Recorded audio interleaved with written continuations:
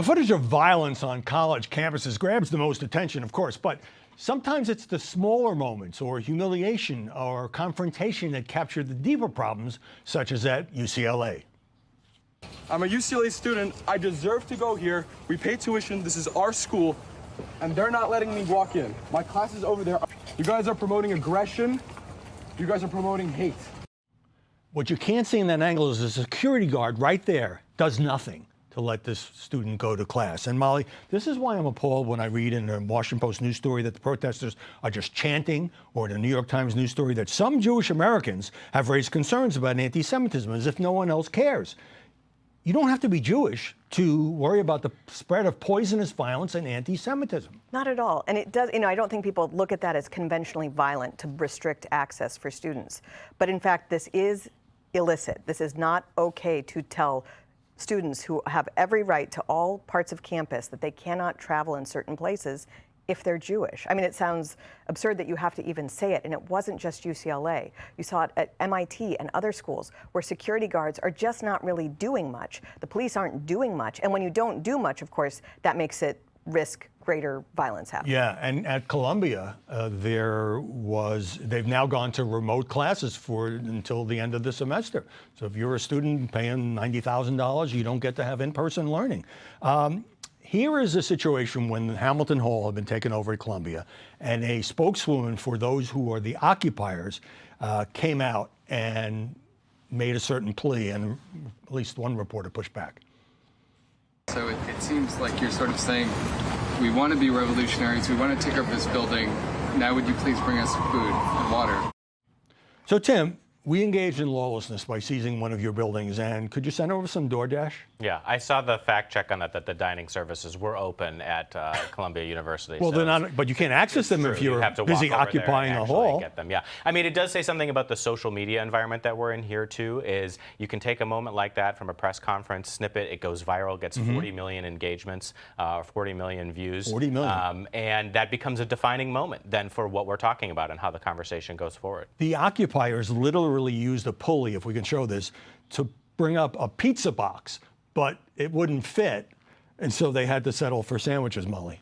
Well, but it does also speak to some of the coordination that's going on here. We've seen that some of the people who have been arrested aren't even students at some of these universities.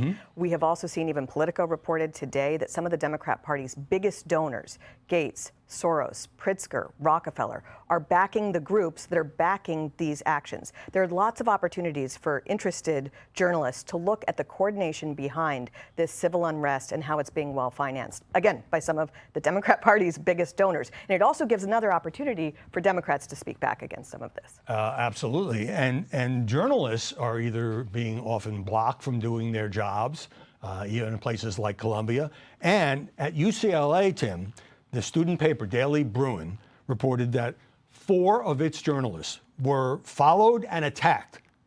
5 to 6 assailants slapped the reporters, gassed them, recorded them on their cell phones, and at least one reporter had to be hospitalized. Yeah, and that's the second UCLA example that you've brought up, and they're investigating that. And with the student before, those people are facing expulsion, suspension. It's a serious problem. It should be addressed. Maybe they should seriously. be facing jail if they're literally attacking and beating up on journalists for the local student paper, which, by the way, read an editorial.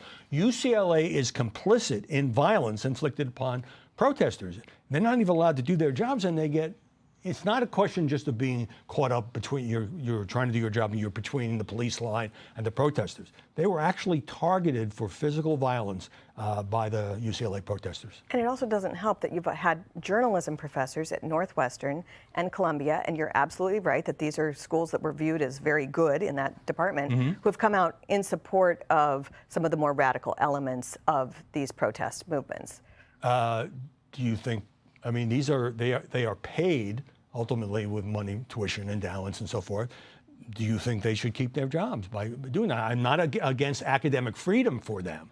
Again, the entire institutions seem to have been taken over by this social justice ideology, and that is one of the problems. And it's not, obviously these students have the right to protest. Freedom of speech is very important, but it's also important to push back against the lies that are being told about the Jewish students, about Israel, and about America itself.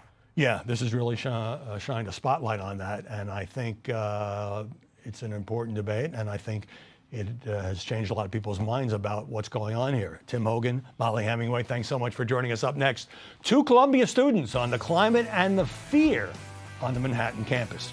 I'm Steve Ducey. I'm Brian Kilmeade. And I'm Ainsley Earhart. And click here to subscribe to the Fox News YouTube page to catch our hottest interviews and most compelling analysis.